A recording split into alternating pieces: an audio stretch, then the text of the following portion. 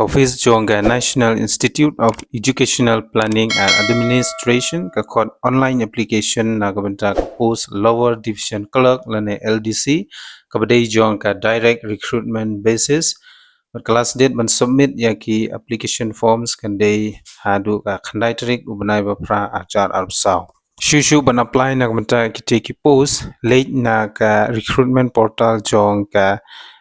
National Institute of Educational Planning and Administration kata www.niepa.ac.in. Bentang ini page ya ki post name kepada jongka lower division clerk group C but ka salary kandai nadu ka pay level 2 kata kat khandai hajar khandai spa hadu unrupulai hajar ar spa but ki total number of posts kandon hadu shipotali ki post category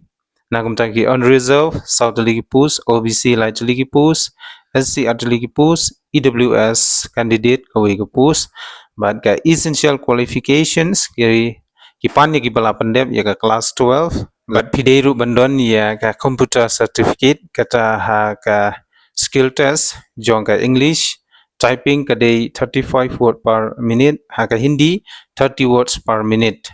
But kumjuru nagabenta ka upper age limit kandai ki candidates ki baladap khat prasnem but ka maximum kandai 27 years. But kandon ruka age relaxation nagabenta ki ST ka badai 5 years kata hadu life arsnem pila ban apply nagabenta kita ki post LDC.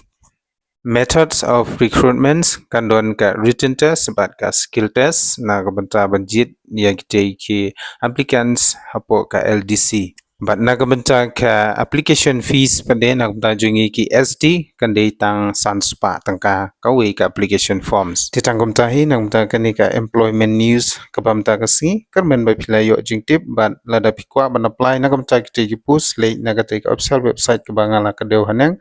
balada bidang dei ki batmai hapo ka video ba channel ka jonga Aso bhaban karpa depi please share like and subscribe nagabenta ki employment news ki bandangwan titangkatahi kublai shibun